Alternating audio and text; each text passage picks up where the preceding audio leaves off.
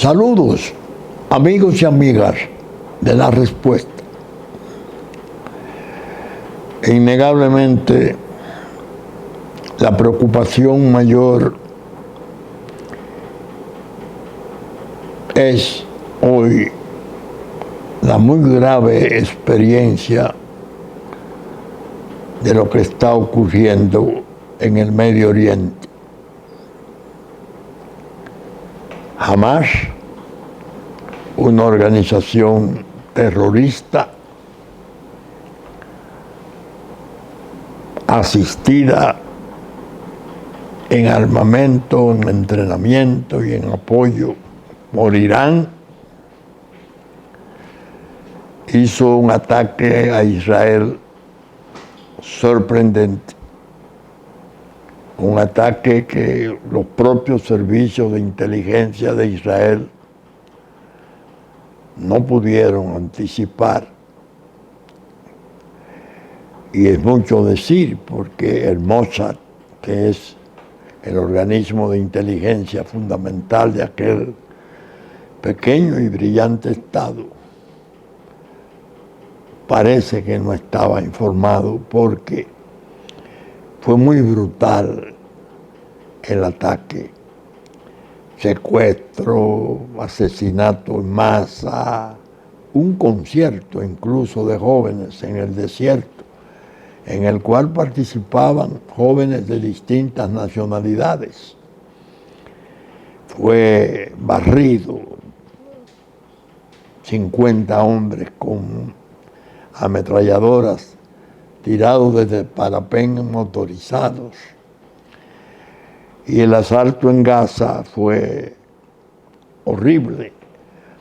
Centenares de sujetos muertos y centenares de sujetos secuestrados que aún permanecen en calidad de rehenes. Los ataques de misiles fueron increíbles. Se habló al principio de 5.000 misiles sobre Israel, sobre su población. Y naturalmente, esa guerra abierta por Hamás, que es la que controla la Franja de Gaza, donde hay 2 millones de palestinos que han pasado a ser sus rehenes o su escudo, ahora que se ha producido la reacción de Israel, que ha sido muy severa, anunciada por su primer ministro Netanyahu, que ha reaccionado formando un gobierno de unidad nacional para la guerra. Era previsible.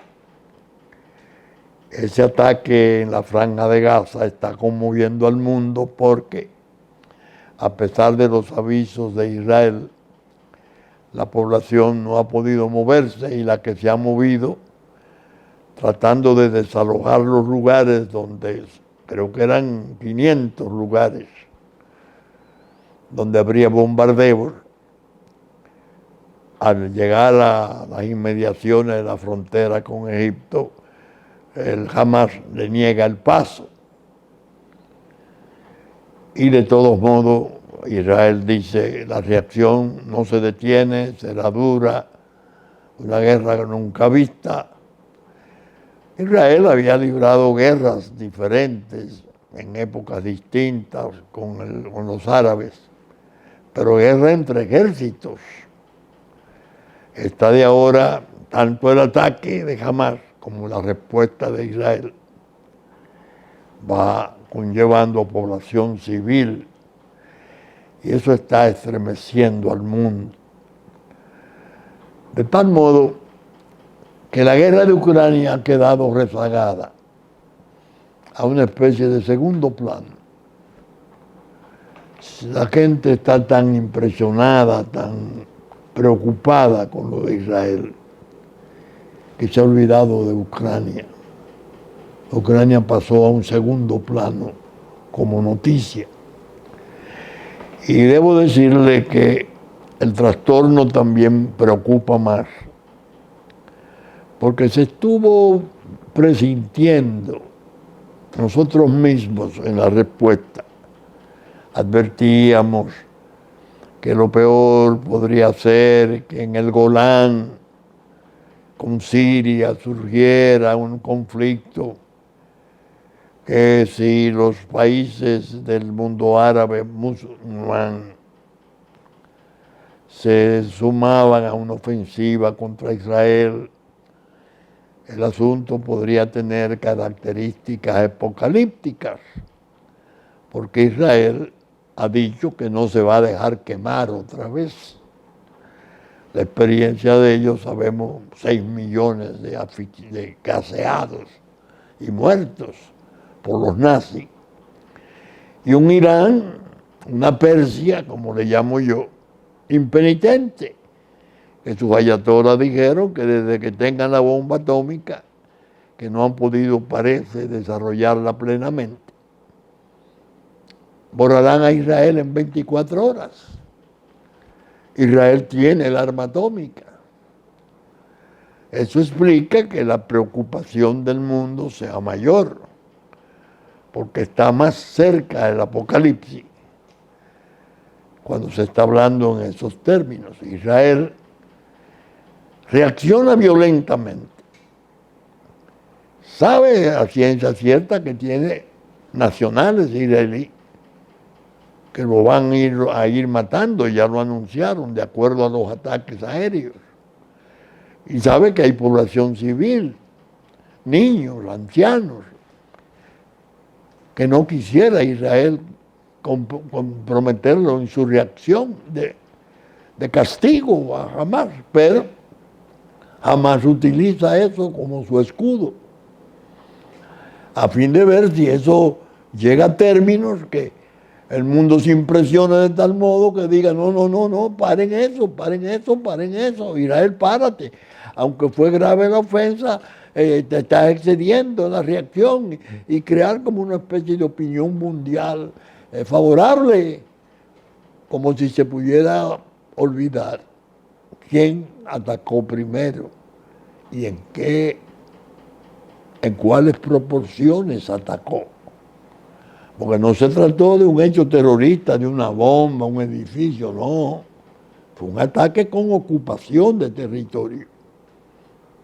Es decir, está en curso una guerra que yo llegué a decir en un momento, hace algún tiempo, que Irán, que es Persia, impenitente en su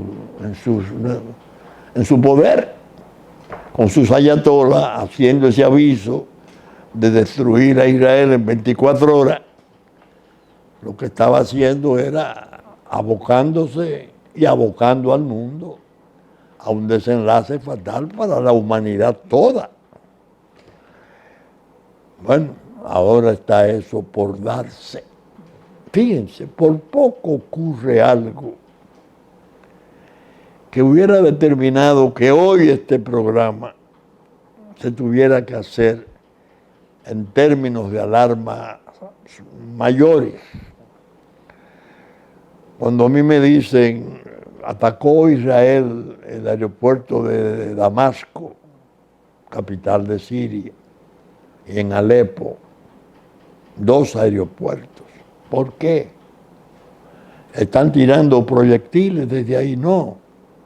Lo que ocurre es que iba un avión iraní en el cual iba su ministro de Relaciones Exteriores, el gran jefe de la Guardia Republicana, la Guardia iraní, que es implacable. Iban a reunirse con la gente de Siria. Parece que Israel ya tenía la información y sus cazas bombarderos atacaron los aeropuertos y el avión se devolvió, ya volando en las inmediaciones del aeropuerto. Hubiese podido constituir un incidente internacional todavía más grave si esos pilotos de Israel hubiesen decidido o recibido la orden de derribar ese avión con esa carga de funcionarios importantes de Irán a bordo. Esos son los típicos errores de la historia, los incidentes que desatan las grandes catástrofes. Afortunadamente, parece que los daños en las pistas de los aeropuertos fueron tan graves que nos imaginamos que desde abajo de torre le dijeron, devuélvanse, porque si intentan aterrizar lo van a derribar o lo van a masacrar una vez bajen. En definitiva, es un tipo de confrontación muy grave. Y es más grave por cuando uno piensa en la edad del conflicto. Ese es un conflicto que tiene no siglos, no, tiene milenios. Ha sido una tierra de devastación, de lucha. El templo ha sido destruido 2 veces, los musulmanes ocuparon Jerusalén, después se creó el Estado finalmente en el 48 de Israel, después de la Segunda Guerra Mundial, y se imaginaron que era posible establecer un Estado de Israel y un Estado de Palestina, pero los árabes palestinos se negaron, los musulmanes esencialmente, porque hay que distinguir, porque mi esposa era hija de palestinos, cristianos, que vinieron en el 14 del siglo pasado, como toda la colonia árabe, siria, libanesa, perseguidos por el Imperio Otomano, por Turquía. Por eso le llamaban turcos, porque ellos tenían papeles del imperio. Eran árabes, palestinos, cristianos, en todas las variedades del cristianismo. La idea es que si ese incidente de los aeropuertos hubiera implicado el personal, se venía eso a sumar a las amenazas que han hecho Pakistán, muchos de los estados, hasta el propio Irak, hablando de que sus fuerzas van a sumarse a la Hamas para invadir a Israel, una guerra total. Entonces Israel tiene el problema de que si eso se produce, lo pulverizan, desaparece, como prometieran los ayatolás. Estados Unidos saca su flota con los portaaviones más modernos y más avanzados, el Ford y creo que el Eisenhower, bajo la flota que le acompaña, y la parquea, la ancla cerca de Israel, en el mar, pero advierte a Irán, no se metan, no intenten ampliar esto, porque nosotros vamos a defender hasta las últimas consecuencias a Israel. Incluso en el propio Congreso norteamericano, que se sabe que hay tanta inquietud, tantos disturbios, hicieron una resolución bipartidista diciendo que el apoyo a Israel es a ultranza. Alemania habla incluso de proveer a Israel de armamento. En definitiva, cuando uno analiza la situación actual del mundo, dice, Dios mío, ¿y qué hoguera es esta? Ucrania, ya sabemos todo lo que eso va costando. Entonces Siria, devastada. Ya previamente Libia, devastado. Irak, ya se sabe, una ocupación, 2 guerras. Pero están ocurriendo cosas tan singulares que hasta los talibanes de Afganistán han propuesto que gente de ellos vaya a atacar a Israel, a sumarse a Hamas. Se entiende que con las armas que Estados Unidos le dejó cuando salió precipitadamente de su guerra, 86.000 millones de dólares en equipos, tanques, bueno, equipos militares sofisticados como son los norteamericanos. Entonces Pakistán tiene el arma nuclear aunque Irán no la haya desarrollado todavía, que no se sabe, es de temer que puedan ocurrir hechos horribles. Yo he leído en la respuesta hace ya tal vez 8 o 10 años comentarios sobre una obra de Dominique Lapierre, francés, y otro socio de su escritura. Una obra de ellos relativa a la batalla de Jerusalén, cuando se estableció el Estado israelí en el 48, que eran jóvenes entonces los que fueron después primeros ministros, Rabin, Shimon Peres, bueno, eran combatientes. Pero la obra se llama,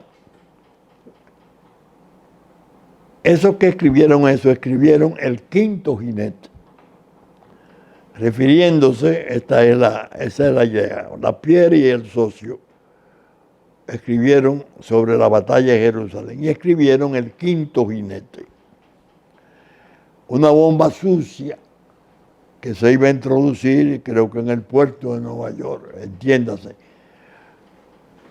la gestión de una bomba nuclear no facturada, que se dijo a raíz de la implosión de Unión Soviética, porque fue una implosión desde adentro, que se perdieron los controles sobre el arsenal atómico y que el extremismo había logrado sacar una, pero que la tenían en Europa inmovilizada porque Occidente estaba pendiente de ver si la movían, aunque no sabía dónde estaba. Óigame, bomba sucia, atómica, metida en un barquichuelo cualquiera, con un cargamento inocente, en un puerto, para volar ciudades del tipo de Nueva York. Ustedes están oyendo. En definitiva, la situación mundial, tal como lo previera la declaración de Yihad, la guerra contra los impíos, que a raíz de los sucesos de Irak declararon los musulmanes extremistas. Ya vimos la del Estado Islámico, el ISIS, fue horrible. Ahora hemos visto incluso que hasta niños están siendo decapitados. Israelí, Dios mío, ¿y qué es esto? Y desde luego, hacer un programa de televisión en este tiempo, uno dice, oh Dios,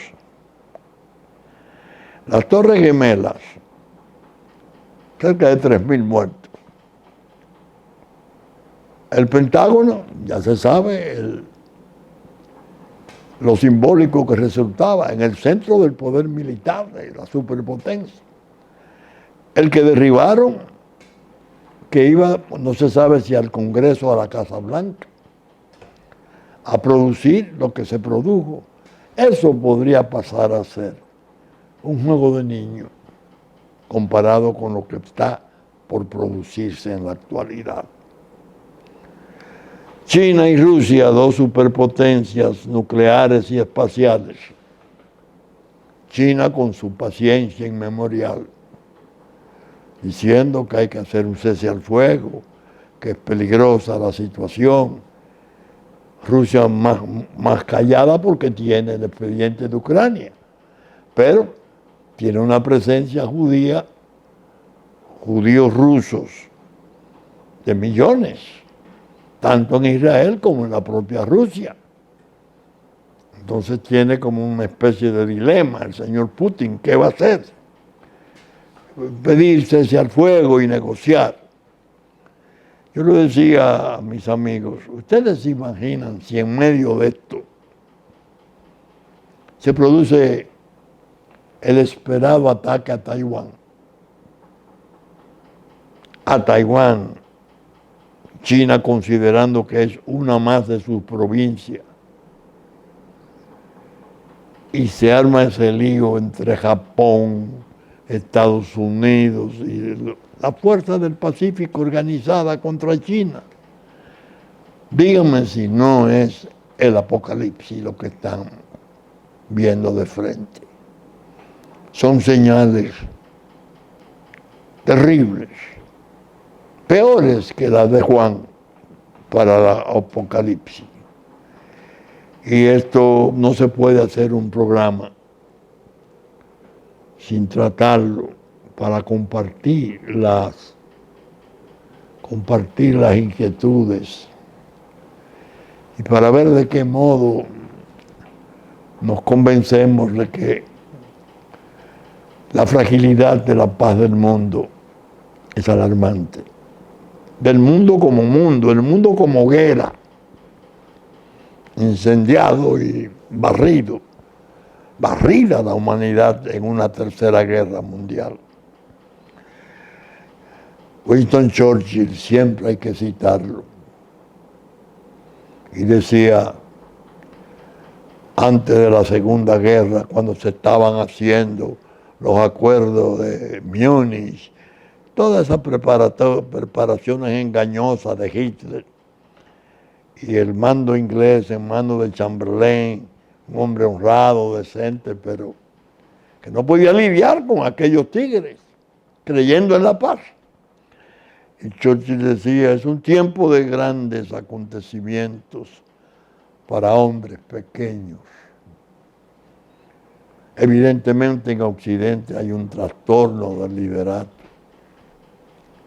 El norte, Estados Unidos en especial, preocupa, porque se están dando episodios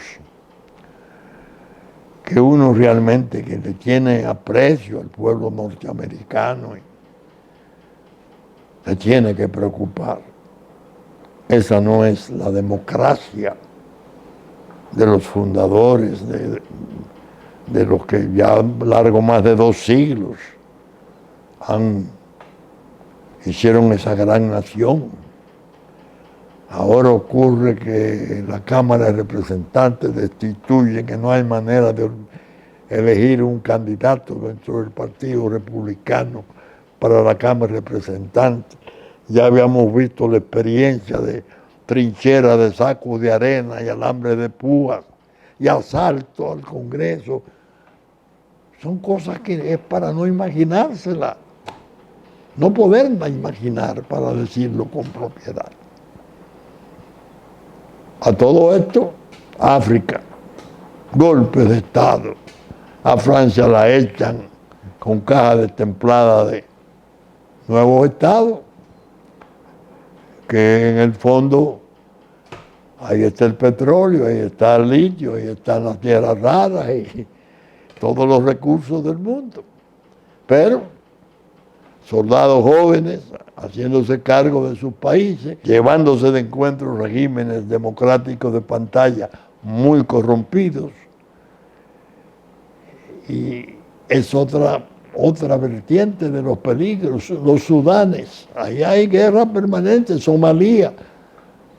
Es decir, uno va viendo, y si se pasa a la ex Unión Soviética y se pone a leer los detalles de Armenia y Azerbaiyán, dice, pero bueno, ¿qué es esto? Y no son fogatas las que se están levantando, simples fogatas para el entretenimiento. Son cosas pesadas las que están surgiendo, persecuciones, muertes, aplastamiento, desórdenes de todo género. Óigame, decía, hacer un programa en estos tiempos tan difíciles y oscuros es una pesadilla, porque por más que uno comente las noticias, tiene la sensación angustiosa de que se está quedando corto, que los peligros son mayores.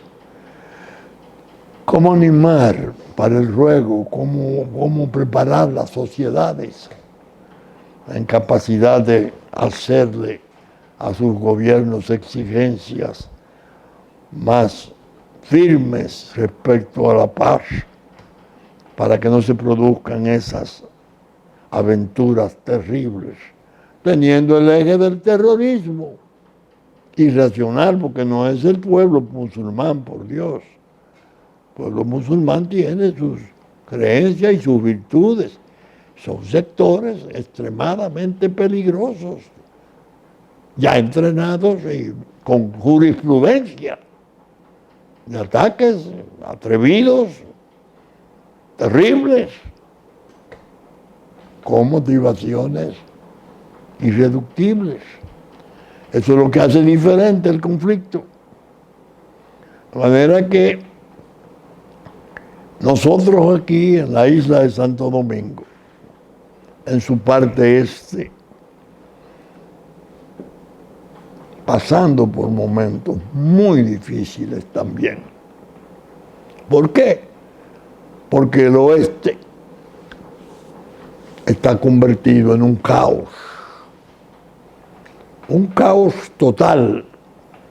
Yo leía en el programa pasado los informes de la Comisión de Derechos Humanos de las propias Naciones Unidas, el llamado informe O'Neill, el señor Turk, horrible, y tomaba un dato y lo repetía porque enseña mucho. Un supuesto Estado que aparece y va a los eventos, a ONU, a OEA, formalmente ese es el gobierno, pero el control territorial está en manos brutales del crimen, de bandas. La parte del informe de ONU que yo citaba con tanta insistencia era, Dios mío, el Palacio de Justicia en Puerto Príncipe está en manos de las pandillas. Ustedes se imaginan, decía yo y repito hoy, que eso puede ser un Estado, que eso puede ser un gobierno, que el crimen sea el que esté ocupando el Palacio de Justicia por meses. Horrible, horrible. Pero no nos apartamos nunca de las explicaciones que desde el principio venimos haciendo para orientar al pueblo nuestro acerca de la verdadera naturaleza de los peligros por los cuales atraviesa. Todos los días aparece una nueva modalidad de sombra, de maldades, que un ex senador se acaba de confesar que era parte del complot para matar a su presidente, senador Joseph John.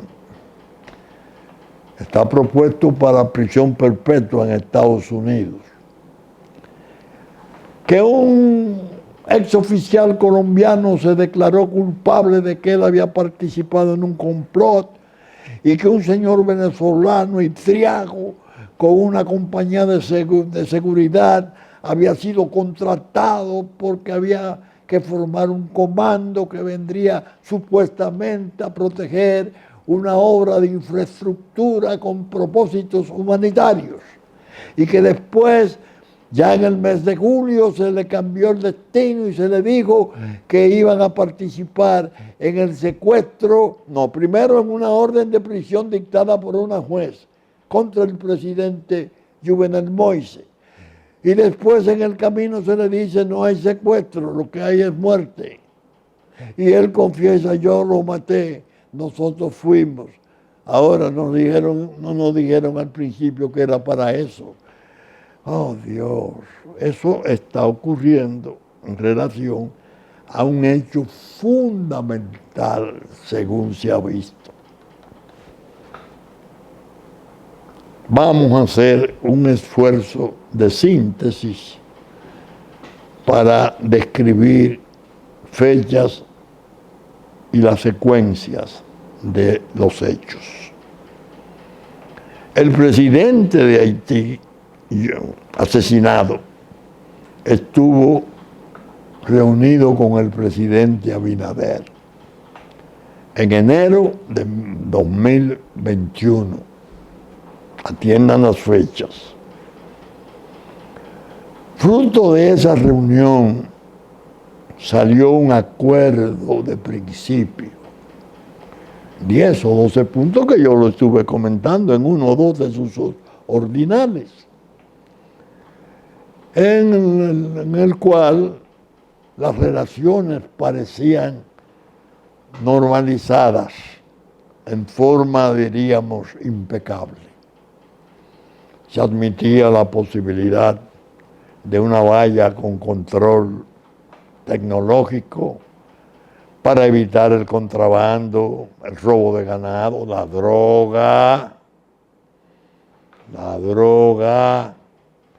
droga y su tráfico, además de armas y trata de personas. El presidente de Haití firmando con el nuestro, enero del 21. Bueno, Dios mío, vinieron los meses trágicos que yo llamo los meses del intercriminis más largo que se pueda conocer. El intercriminis es un proceso que en derecho penal se utiliza para describir cómo se nace, se engendra la idea del crimen y cómo esta va descomponiéndose en actos preparatorios hasta llegar a su consumación. Ese proceso, por ejemplo, el homicidio, la muerte voluntaria de una persona a manos de otra, se convierte en asesinato si intervienen premeditación o acechanza, todavía aquí, en el Código Antiguo. ¿Qué ocurre? Que ese intercriminis comenzó, en mi opinión, a engendrarse desde ese acuerdo de principios. El presidente haitiano tenía malas relaciones con su empresariado. Y el empresariado de Haití en un 80% es un socio militante del narcotráfico mundial.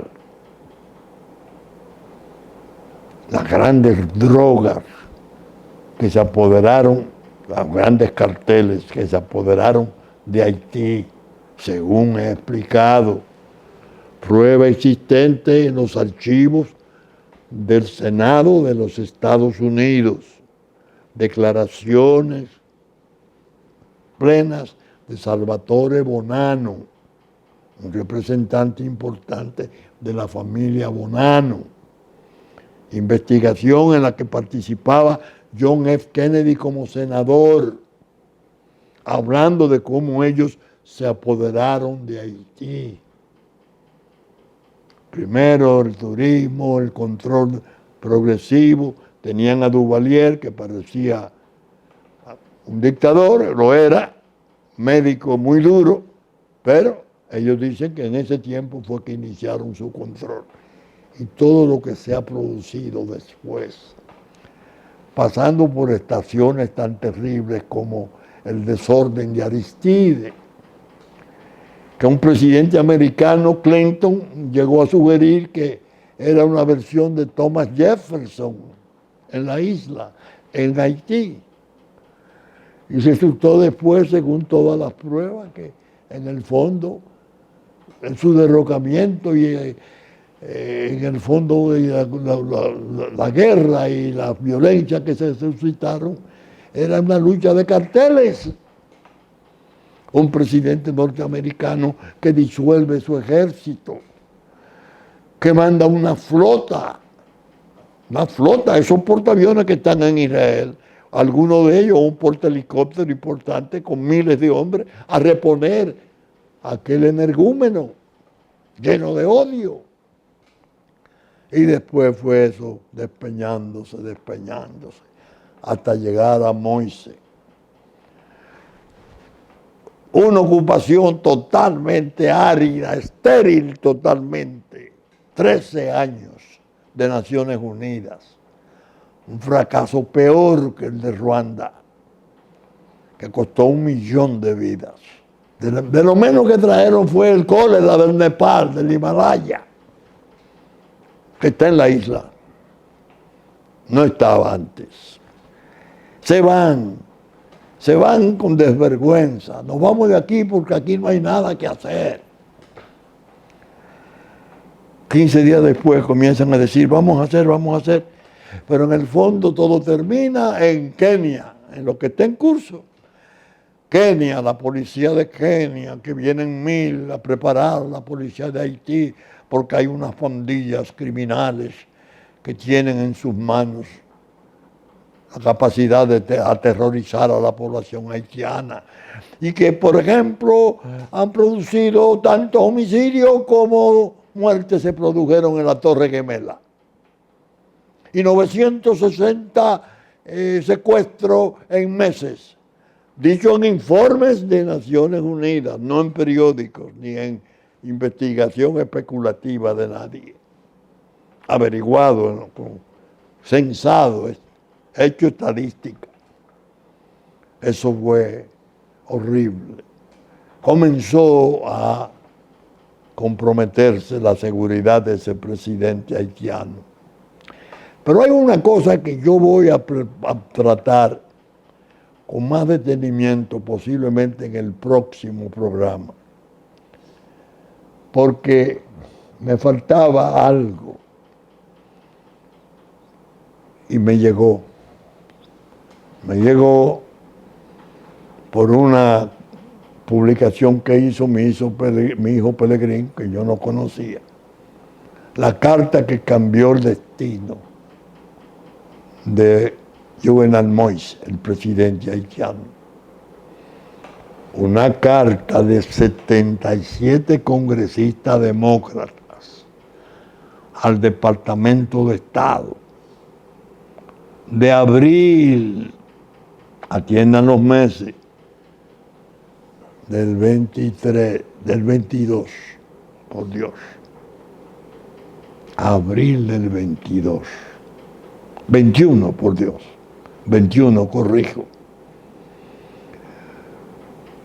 Corrió.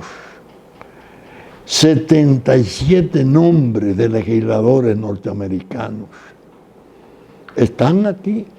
La carta yo la voy a hacer traducir, pero una traducción profesional, porque quiero leerla a fondo y saber hasta dónde el emplazamiento que se le hacía al presidente Moïse, que intentaba modificar la Constitución en cuanto a que posiblemente lo que procuraba era instaurar un régimen de fuerza, una tiranía. ¿Cómo se dijo eso desde el Congreso norteamericano? 77 de sus miembros. ¿Cómo pudo la diáspora influir en 77 congresistas norteamericanos para hacerle a aquel presidente ese emplazamiento tan severo? Se lo hicieron. Esa carta bien traducida e interpretada será materia de examen de la respuesta. Pero bien, abril, 27 de abril del 2021, ahí sí es fecha de la carta. Entonces, en medio de esto, surgió como un disturbio con la cuestión del destino del caudal de las aguas del Masacre.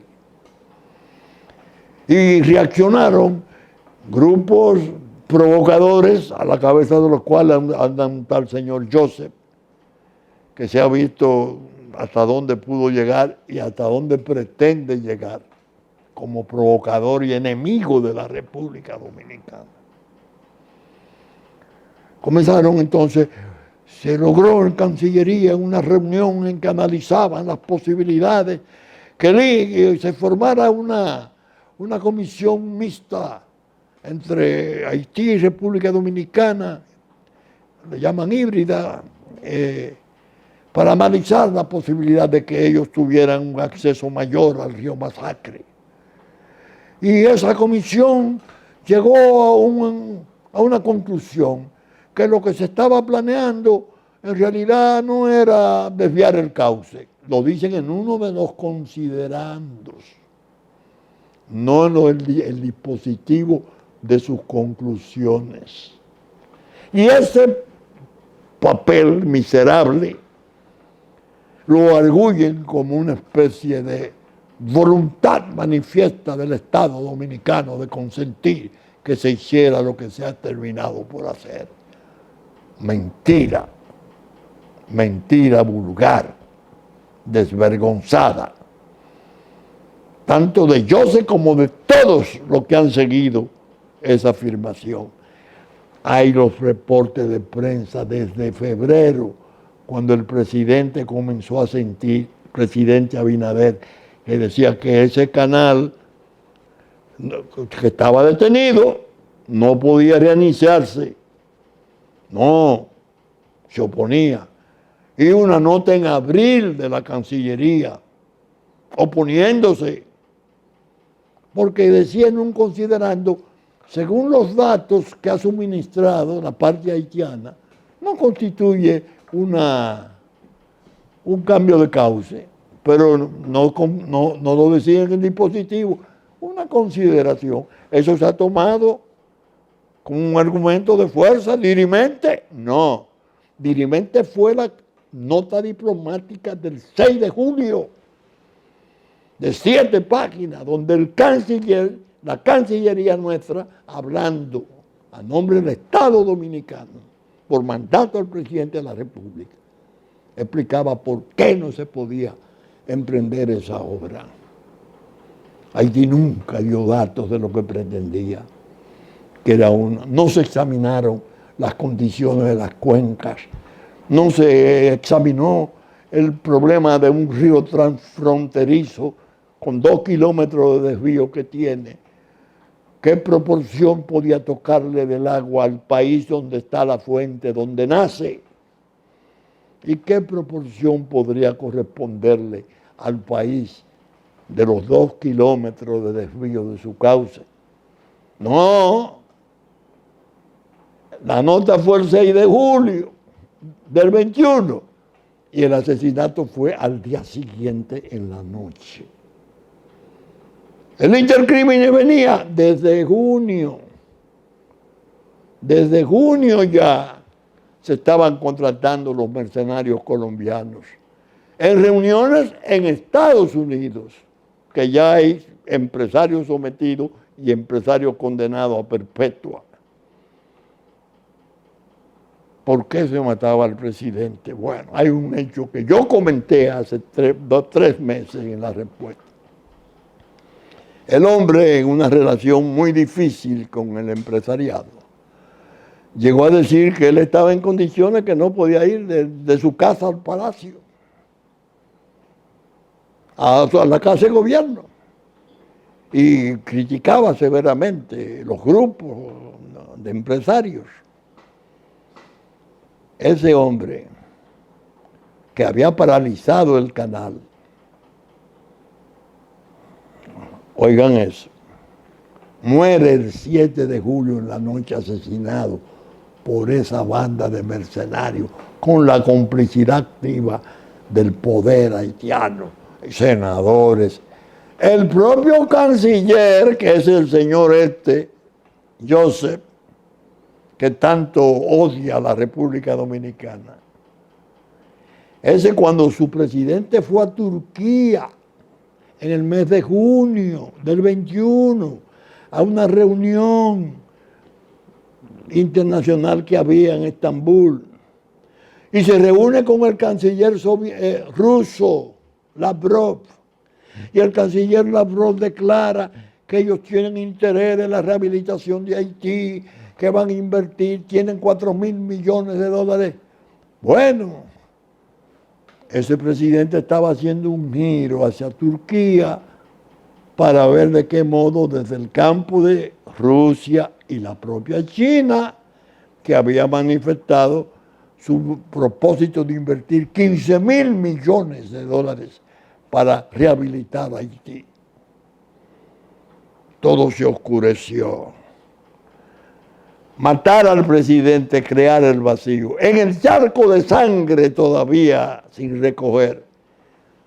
Joseph era el canciller, se sentó en la silla del presidente asesinado. Yo soy el presidente, el sucesor, a mí me toca. Ese que anda ahí. Tuvo la embajada americana que hacer un esfuerzo para decir, no, usted no. Venga Henry, el infeliz este que está ahí puesto, aparentemente presidente, que no es presidente de nada. Dice el embajador dominicano, Farouk Miguel, lo dijo ahora en esta semana, que la señora que desempeñaba la Cancillería haitiana le dijo, no sé si por nota expresa o conversando, que esa obra no era del gobierno, no era del Estado, que ese era un acto de provocación de Joseph particular, eso era de particulares. Entiéndase, ¿quién tiene recursos para emprender eso? La droga. Porque Joseph y esos grupos no tienen los recursos para hacer un canal de esa magnitud, con hormigón de 62 pulgadas, en capacidad de descargar, no los 3 metros cúbicos que tienen en el momento que pasa, sino hasta 6 metros cúbicos, que solo lo hacen creciente cuando están las lluvias. El hombre fue a Turquía en junio, 27 de junio. Su canciller no lo acompañó. Se quedó en Nueva York. Qué coincidencia, ¿eh? No lo acompañó.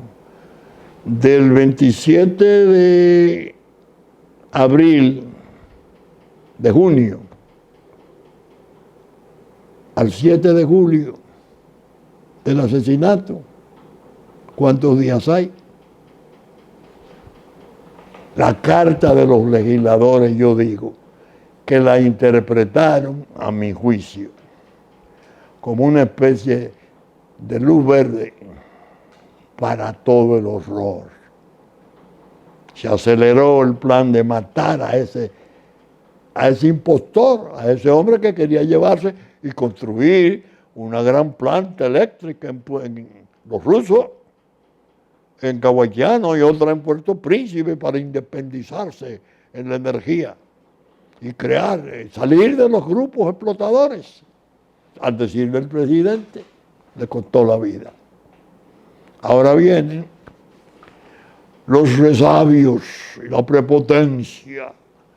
El Haití, que yo le escribí varias veces y lo hablo cuando describo los incidentes de Guadalupe a fines del siglo pasado, cuando el CARICOM lo declaró almacén de droga del mundo, vergüenza del mundo. El mismo CARICOM que ahora, hace 2 años, 1 año, se negó a que se pusiera en agenda en OEA conocer qué estaba ocurriendo en Haití. El mismo CARICOM, ya con otras autoridades. Bueno, ahora viene reunión en OEA. Bueno, tal como dijera el doctor Leonel Fernández, no se ha cumplido nada, al revés. Lo que ha servido es para que el Estado dominicano diga, si ocurre una tragedia, OEA será la responsable. Y los haitianos responden con su prepotencia. La obra no será paralizada, dice Charles, uno de sus embajadores. No será paralizada en ningún momento. República Dominicana aguardando que ellos comiencen a operar y como respuesta en una represalia internacionalmente reconocida como válida porque es un acto de agresión, le cogerán el agua arriba. Los incidentes están en curso, la tragedia está incubada. Por eso he lamentado tanto el desbarre del doctor Fernández, nuestro amigo de siempre. un hombre con esa capacidad, con esa cultura y con su experiencia personal que se salvó por milagro de las turbas furiosas, hablando de dialogar, en diálogo diplomático con el Estado haitiano, por Dios. Y dándole argumentos, porque la importancia de él es haber sido 3 veces presidente de este país, con el voto de más de un 50% dado por este pueblo. Lo usan allá contra nosotros. No, el asunto no es sencillo. El presidente Abinader tiene un reto enorme. En mi opinión, lo que cabe es declarar, conforme al 283 de la Constitución, el estado de defensa, para mostrarle a la comunidad, a esos que andan ahí formando fuerzas oscuras, ajenas a ONU, que ahora se ve la dificultad que va a tener para poderla integrar siquiera. Sepan que nosotros estamos en una actitud de defensa constitucionalmente autorizada. Es decir, que si hubo error en la presencia militar en frontera fue porque fue mínima. Debió ser acompañada por una declaratoria de un estado de defensa, que es la verdadera realidad nuestra. Nos están agrediendo y no puede el quehacer político electoral buscando votaciones pecaminosas, fundadas en un mar de fraude nunca visto en el país, cientos de miles de falsedades, creando ciudadanos, un grupo bandidesco que tuviera en el poder hasta el año 20, con el cual se pactaron alianzas. No puedo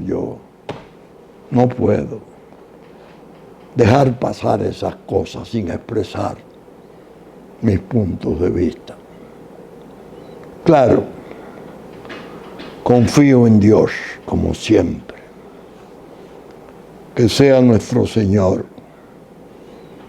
como lo ha sabido hacer durante toda la vida de la República, su protector, y nos ayude a salir bien de estos tormentos. Bien, saben ustedes que estamos saliendo por Supercanal, 11 de la mañana de domingo, en nuestra versión central. Canales 33 de Claro, 3 del cable. Que asimismo, por Teleimpacto, canales 52 de Claro, 22 del cable, a las 12 del mediodía y las 9 de la noche de domingo, y en horas de la mañana a las 7 de lunes. Que estaremos en YouTube ya a partir de las 12 del mediodía de domingo. La respuesta espera que con la gracia de Dios pueda estar desempeñando el modesto papel de orientación que se ha impuesto como única misión. Hasta entonces, si Dios quiere,